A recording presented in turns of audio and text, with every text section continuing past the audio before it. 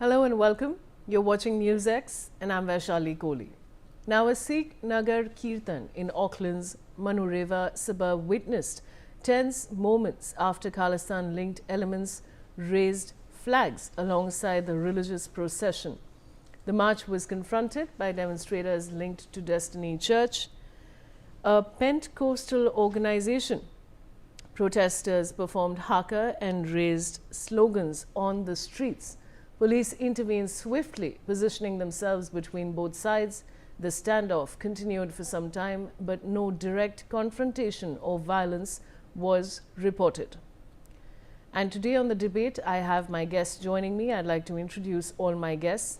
I do have with me Ambassador Gauri Shankar Gupta, former diplomat, Kuldeep Singh Shekhawat, President of BJP UK and Europe. He's joining me from the United Kingdom. Shruti Dasgupta, Foreign Affairs expert, and Mr. Madhav Nalapad, Editorial Director, The Sunday Guardian. I'd like to welcome all my guests, and I want to go across to Ambassador Gauri Shankar Gupta first. Now, Ambassador Gupta, I want to begin by first asking you, of course, now, New Zealand authorities currently operate under the principle of freedom of expression and the lawful right to protest. Now, the display of symbols associated with the Khalistan movement is generally protected under this right as long as it does not involve acts of violence, threat and intimidation. How do you view that with what's happened? Good afternoon, Vaishali. You see, all these people are citizens of New Zealand. They have no role to play so far as India and its sovereignty is concerned. It's actually New Zealand citizen participating in anti-India activities, propagating separatism in India. Now, this is the action which cannot be sustained at any level. In fact, the New Zealand government should not allow these people to organize this kind of events because they are citizens of that country and they have nothing to do in India. If they allow in the name of freedom, it basically amounts that they are promoting separatism in India. Now, what would happen if the New Zealand people living in India organize a campaign against New Zealand and to break up New Zealand into three parts? What would happen then? They should realize this, that Indian citizens can campaign this kind of thing and they should be given freedom of speech, but not the citizens of New Zealand, because their locus standi, so far as India and its actions are concerned, they have nothing to do with it. It's a totally foreign interference in our internal affairs, and that is what we should bring to the notice of the New Zealand government. This has happened in Canada. This has happened in UK. Now the Canadians and UK people are little more cautious on these issues. They have taken action against these separatist elements, but the New Zealand government is allowing it. It is very unfair and unfortunate. I think our government should raise this issue very firmly, saying that the New Zealand citizens have no role to play in this. It basically amounts that New Zealand is promoting separatism in India, which is not acceptable. We are friendly countries. We have good relations with New Zealand. Why should this happen? I'm sure the government will do this and they should be taken to task. But it is very heartening to know that the original citizens of New Zealand are taking them to task and asking them to be quiet, which is a very encouraging sign for us as well as, I suppose, for the government of New Zealand. So I would finally say that the government of India should take this up very firmly. The freedom of speech does not mean that they should talk about breakup of India, and that too by foreign nationals in a foreign country. Over to you, Vaishali. All right. I want to go across to Mr. Kuldeep Singh Shekhawat now. Now, Mr. Shekhawat, now locals may be mistakenly linking Sikhs to Khalistanis as they blended in during the Nagar Kirtan. Now, should the Sikh and Indian communities in New Zealand actively address this misconception before it becomes too late? Thank you, Vaishali, for having me on the show. First thing first.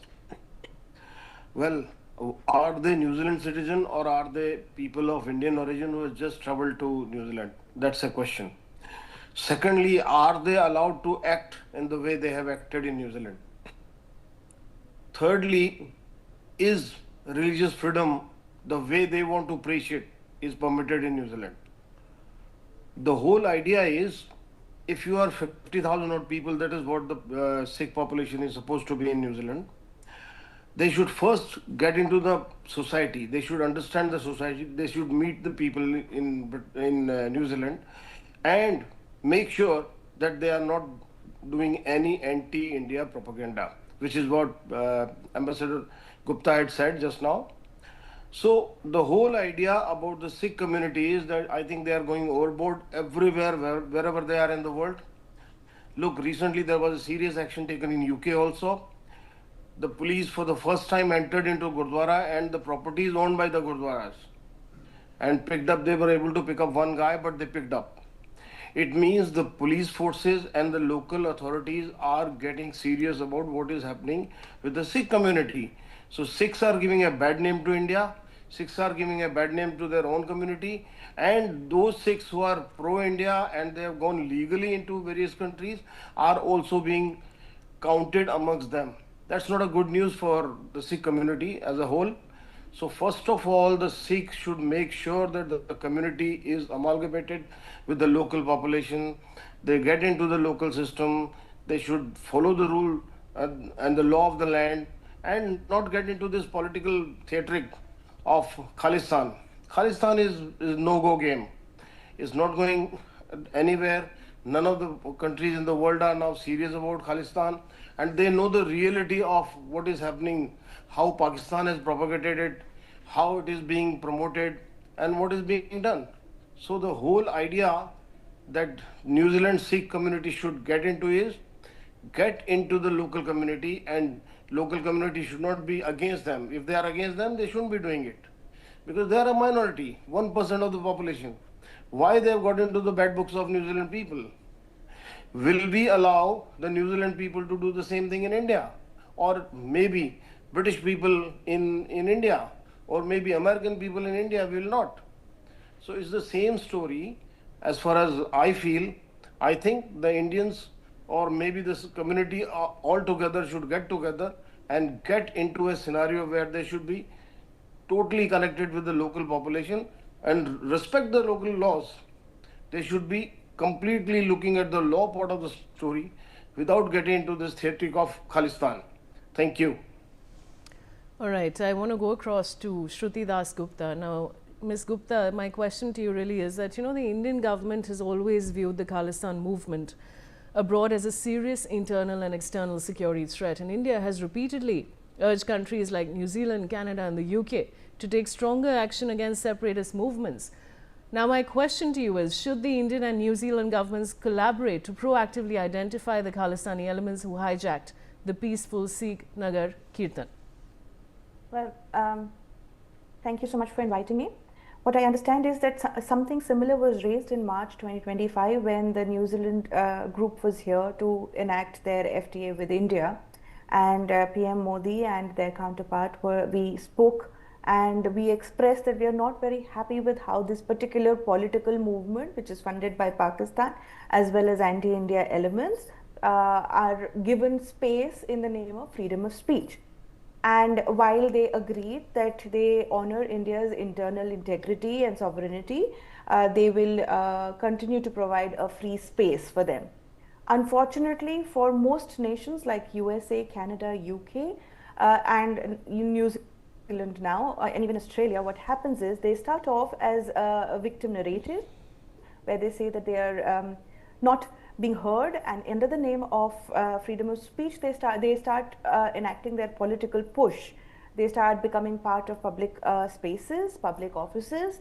They start gaining political ground, and from there on, they start pushing the governments, become a key member of votes, key member of vote bank politics, which is unfortunately a reality of democracy. And from there they push on. So what has happened in New Zealand is exactly this.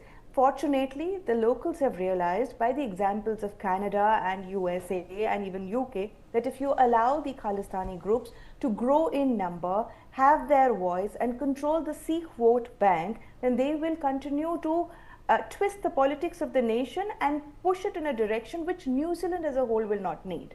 So this is a conversation that New Zealand has to have with itself rather than with India, because India has already made its point very clear. We have designated SFJ and all the other all the other Khalistani organizations as terrorists. What they have to now do is ensure that such flags are not flown. Anybody doing that should be put on the scanner. The internal security agencies of the nation should watch what that person is coming to do, whether they are a guest, whether they are getting funding from abroad, what exactly is their agenda, and how do they actually go forth. Because if these people continue to grow and provide safe haven to more people like these in these Western nations, then they are going to have a political problem exactly like how Canada and USA and UK face. All right. I also have Mr. Madhav Nalpat. He's the editorial director of the Sunday Guardian joining me. Now, Mr. Nalpat, my question is that could confrontations like this affect bilateral relations between New Zealand and India? Look, I'll tell you very honestly, first of all, the so-called Khalistan movement had nothing to do with the glorious Sikh community. The Sikh community, the Sikh traditions do not represent anything of what these, what I call them, the K group people are talking about. Now they're talking about India. The point is that what happened in 1947, 1948, millions of Sikhs, valiant people, had to flee across the border, and many tens of thousands of them were killed by the Pakistani, by the new Pakistani state and its citizens. So very honestly, if the Khalistan movement really represented Punjab and the interests of the Punjabis, they should demand that the whole of Punjab, which is now in Pakistan, the Sikhs should be permitted to go back, and not just go back. They should reclaim the properties that they had to leave in a hurry. Some saved their lives, others did not. Whole trains used to come back during that time full of dead Sikhs, a terrifying sight. Dead Hindus also, a very terrifying sight. And I can tell you that all this horror happened there across the border, and yet these K group people, in no agitation, do they breathe a word about Pakistan. I mean, it is very clear that they are being funded by Pakistan, and that is why they don't breathe a word about Pakistan. And to get that money, I mean, they are sacrificing the ideals of this glorious community they belong in. So I would only like to say that, I think the government of India is friendly with the government of New Zealand, and I think that friendliness, we are both members of the British Commonwealth. Now it's a Commonwealth, thank God, after India became independent. And the point is that it's very important to impress upon them that these are a small group of people who do not represent the valiant Sikh community at all, and they are wedded to conspiracies of causing violence through terrorism, and they're already responsible for the deaths of so many innocent people in India. And why India? India gave them shelter, and India has benefited from the great Sikh community. You look at Indian Punjab, it's doing very well. Whereas look at what happened in Pakistani Punjab. There is no Sikh in sight. They've all been driven out. So the hypocrisy of these people, the double standards of these people becomes clear. And what becomes even clearer is the money trail. They are doing it, and I can tell you, even among the Sikh community in Canada, Australia, US, New Zealand, you will only find a small minority who support this kind of extremism, because they know it is an absurd thing. They come every year, they visit their relatives in Punjab, they visit the Sikhs who are working peacefully and living prosperously all across India. And you compare that with what is happening in Pakistan, where not a single Sikh is alive, and those few that are still there, they are in constant fear of losing their lives to fanatic mobs. So I just want to say it is ridiculous, absolutely ridiculous. And I think very honestly that the attention should be drawn to what of the New Zealand authorities, to the terrorism, to the bomb plots, to the downing of aircraft, to so many terror actions that these people have done over the years, at the expense of India, a fellow democracy, a fellow member of the Commonwealth of Nations. That's why our ambassador there is called High Commissioner, and their ambassador here is called High Commissioner.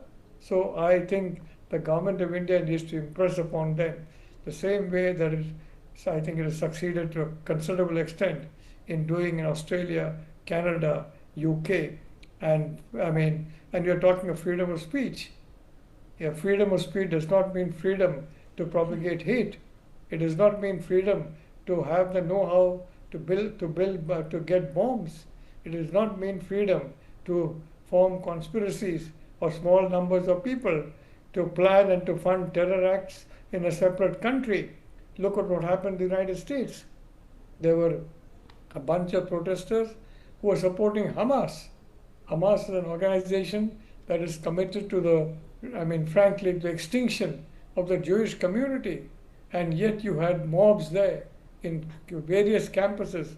I regret to say some of the best so-called campuses in the US supporting Hamas. And I just want to say that I think very honestly, the Trump administration clamped down very hard on them. Many of them went to jail. Many of them suffered as a consequence, and so did their universities by a cutoff in federal funding for some time. So I think, very honestly, we have to impress upon the New Zealand authorities that freedom of speech does not mean freedom to propagate hate and to propagate violence and terrorism against a friendly fellow Commonwealth country. So I think very honestly, that's what the message of the government of India needs to be. And I must say that to a considerable extent, it has succeeded in some of the countries I've named, Canada, Australia, UK, even in the US. And I think we need to double our attention, our diplomacy in New Zealand, so that the full facts of this horrible K group that's giving a bad name to the Sikh community comes out. So what's going to happen? Countries are going to be afraid to have Sikhs coming in there and living. And Sikhs are overall a peaceful, prosperous community. It's a terrible thing that the overwhelming majority of Sikhs who would like to go to such countries may be prevented in future from doing so because this handful of frankly anti-Sikh elements who sully the glorious name of Khalistan, which is why some of us call it the K group, Vaishali. Mr. Nalapat, you've made a very interesting point there, and this should be spoken about. The entire Sikh community does not really stand for what the Khalistanis are doing. And now, Ambassador Gauri Shankar Gupta, you've been a former diplomat. My question to you is that what role can embassies and diplomats really play in de-escalating tensions within diaspora communities? You see, Vaishali, this is absolutely very important point, because a small minority community, most of them holding New Zealand passport, acting in the name of freedom of speech, India and promoting terror. This is absolutely unacceptable, and it should not be allowed to happen. So there are 2 points here. One is we have to raise this issue with the New Zealand authorities, as I mentioned earlier. Secondly, as Mr. Nalapat just now mentioned, that we have to bring this to the notice of the Sikh community, that they are living totally peacefully in India. Why this kind of agitations funded by foreign powers are allowed inside New Zealand or in any other country abroad? Now, this is totally incompatible and it's not acceptable. Similarly, the diaspora who do not belong or subscribe to this kind of philosophy, they should also come forward and oppose them, as the New Zealand people themselves are doing it Similarly, the Indian diaspora there should also come forward like they did in Canada some time ago, and that completely silenced the small minority, who were raising slogans against India. So this issue can be brought to the notice of the diaspora. I think our High Commissioner there should talk to them, and also some community leaders should come together and advise these people that this is not good for them, it's not good for New Zealand, and it's not good for India. So why should they indulge in this kind of nefarious activities? So I think that the point is very clear that the diaspora community should raise this issue with their colleagues who are indulging in these nefarious activities. Similarly, we should raise this very forcefully with New Zealand government, and we should also find out who are funding these agitations. I think some intelligence work would be needed to find out where the money trail is coming from and who is funding all these activities. So all these three activities will go together, then only we would be able to succeed. But the freedom of speech certainly does not mean, creating a sort of separatist movement in a country, from a different country, and particularly by the nationals of that country, in this case, New Zealand. So this is absolutely unacceptable bilaterally and also in the international law. So I think this is what I would like to say, that the government of India this very, very firmly with New Zealand, which is a friendly country and which should contain these issues as Canada and UK are now doing. Otherwise, it will actually create a mudslinging match in their own country. And the own country will be vilified and there would be trail of violence as it happened in Canada. Similarly, the trail of violence will start happening in New Zealand as well. Over to you, Vaisali. All right, I want to go across now to Mr. Kuldeep Singh Shekhawat. Now, Mr. Shekhawat, New Zealand's politicians have, of course, condemned this, but there's no real action. Now, why do you think the New Zealand government is not taking any action against the Khalistani elements who deliberately chose this day to create disruptions on the streets? The Sikh community was, of course, just simply holding a peaceful Nagar Kirtan. See, actually the only issue that seems to me very clearly is vote bank politics. The vote bank politics, the concerned member of parliament who stands from that area, or the number of Sikh votes he or she is getting, must be the only reason why these people are being supported this way. But law, local regulations, and the government should take their own action. Government should be able to understand the nefarious activity that is going on behind the grab of a religious procession. It's not a religious procession that government is worried about. The Khalistani flag that was moving around with the same procession is the cause of concern. So the the New Zealand authorities needs to look at it very seriously, that it is going to create more problem for them, and if they don't rein in now, in future it will become a more dangerous situation, just like what Professor Nalapat said, that there are some good Sikhs, all the Sikhs are not bad, but majority of the Sikhs actually are really peace-loving, law-abiding citizens in whichever country they are. Only a few of them, and majority of those who have gone illegally to these countries, are the cause of problem. They create all these issues because they cannot come back to India. They find it tough, and they must have broken some regulation in India, or they must have created some kind of ruckus in India, or they must have committed some kind of crime in India. Those are the people who have joined this K movement, or called Khalistani movement, and they are the ones who are responsible for all this. Local politicians only look at the numbers which they get as a vote. So the vote bank politics is behind all this. There is no other reason why they are being neglected, or not neglected. Neglected is not the right word. The real word is why they are being overlooked. So why they are being overlooked, why they are allowed all this activity, and New Zealand authorities needs to check it within their own power. It's a small country, 50 million people. So it's a very small country, and if you look at the small country, if they cannot control such a small crowd of 50,000 people, and out of them only a few will be of Khalistani kind of supporters. Rest of them are peaceful citizens doing their routine work, must have gone to New Zealand as a legal what do you call immigrants. They will not indulge into all this kind of activity. So it is the authorities in New Zealand, the police authorities, the local law-abiding societies, they should all look at this angle very seriously and should stop them right now. Vaishali. All right, and with that, I want to thank all my esteemed guests for joining me on the debate today.